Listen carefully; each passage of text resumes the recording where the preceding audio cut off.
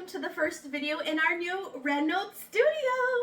So I know a lot of you guys have been following the journey of renoing everything, and my father-in-law helping and my husband and everything. They finally completed the last piece, which is the shelf behind me.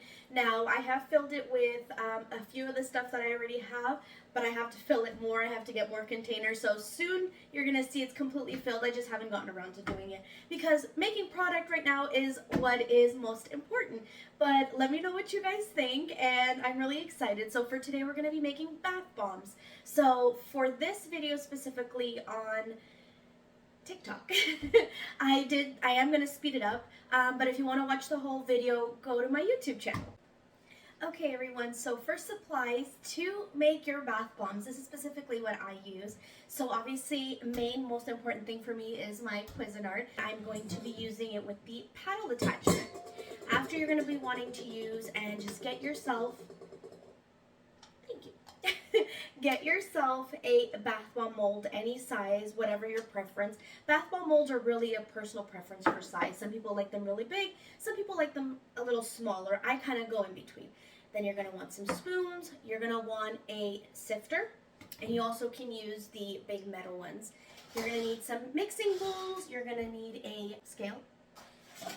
And over here, I actually like to have a tray with a foam mat so I can rest my bath bombs on. The promise this is clean, it's just stained from all the pigments. So let's get started. Okay everyone, now we're down to the ingredients. This is exactly what I use. I know there's a lot of recipes out there, but this is what I found with trial and error to work for me. So we're going to start off with a large heaping bucket of baking soda, okay? So baking soda is definitely the #1 ingredient in bath bombs. Then you're going to want to use or have little cups on hand just for measuring your fragrance oil. You're going to want some pigment. I use Mica.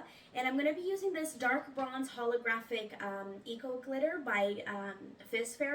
And this is what I just sprinkle my bath bombs with, especially for the Japanese cherry blossom. So I love this one specifically. Then we're going to be using some cornstarch as well. Then the oil of my choice is avocado oil. It's just super moisturizing for the skin. It's light as well, so it's not going to overpower the bath bomb or weigh it down too much. Then you're going to want to use some SLSA, some Polysorbate 80. I do use citric acid as well. You're going to want to use some rubbing alcohol. At least 80 to 90% is what I recommend. And then the star of the show is your fragrance oil. So let's put it all together.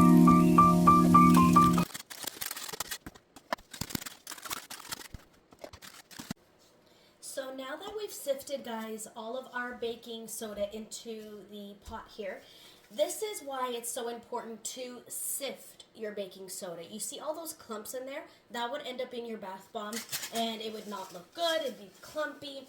So what you're going to do, you're just going to go in here, and you're just going to crush them. Just crush them, and then sift the rest. So if you ever hear anybody say, oh no, you can skip this part, you do not skip this part, okay? Do not skip this part. So next we're going to start off by tearing our scale. And we're going to be adding in our cornstarch now.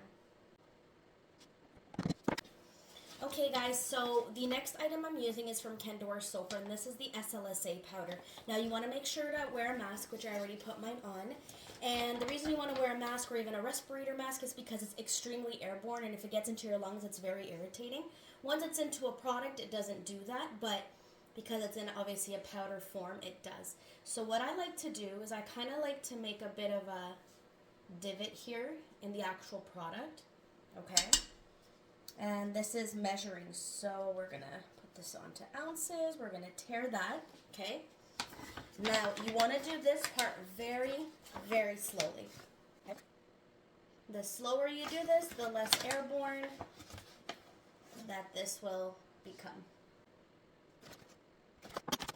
Okay? And after we're done doing that, I'm going to cover it up with the other powders and clays and stuff we've put in here so far. There we go.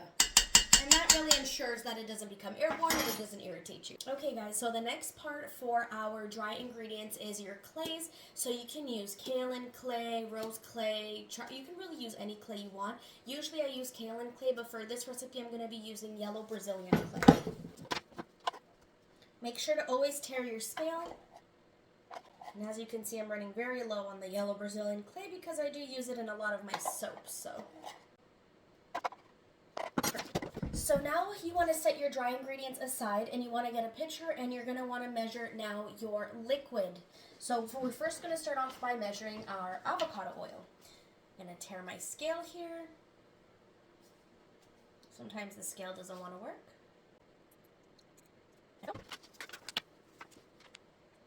Okay guys, so I did put my avocado and polysorbate in this pitcher right here, and I actually decided to use my little paper cup. Sorry about that. So you're going to want to measure your rubbing alcohol in here, and the reason I want to measure my rubbing alcohol separate is because I want to mix it in with my pigment.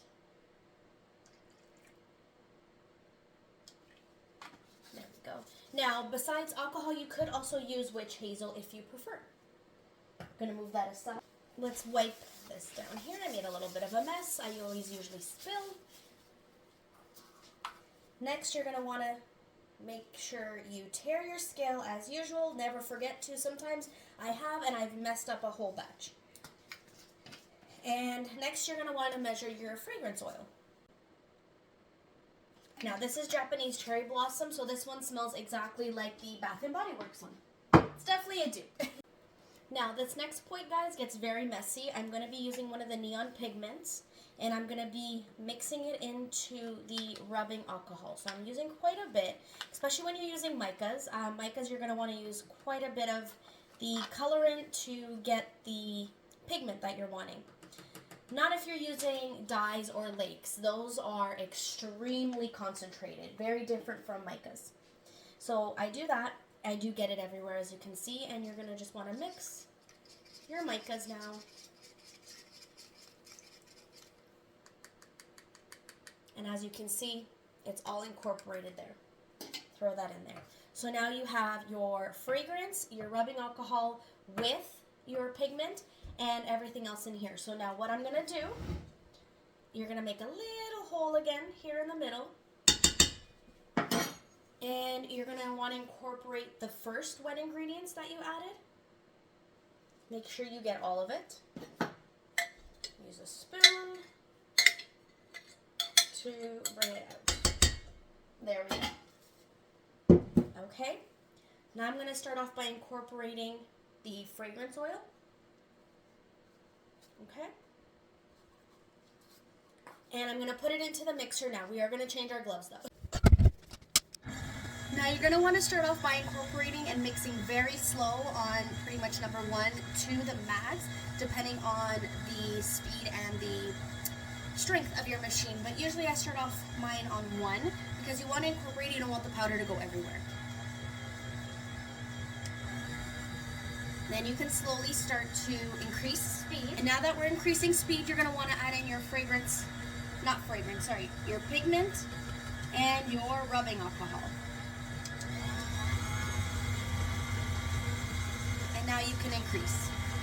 Okay guys, now that the color is pretty much attached to the baking soda and everything else, I've already gone ahead and measured my citric acid, and we're going to empty about half of the batch, and we're going to start off slow. You always want to mix the citric acid last, just to avoid the actual reaction of fizzing when you're adding your liquids.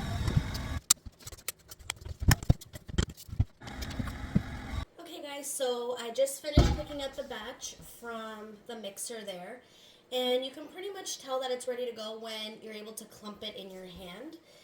So yeah, now we're just going to transfer it over into the bigger bowl here just so I can mix it better by hand. Make sure all the ingredients are extremely well incorporated.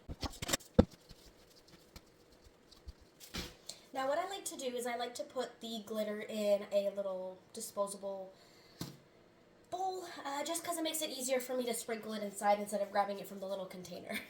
So here we go. We're going to take some, sprinkle it in there. It's going to end up on your gloves. It's okay. Then you're going to want to pack it in. You don't want to pack it in too much. Okay? This is what you're going to do. You can scoop as well. Lightly pack on the top. And then you're going to take both halves and you're going to squish them. Now, this is a hard one. If you're like me and you do them by hand, this is definitely an arm workout.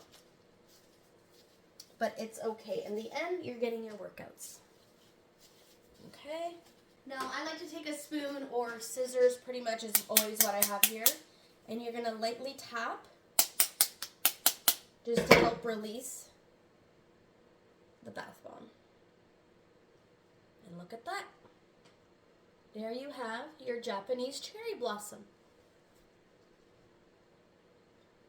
And now you're going to lay it together.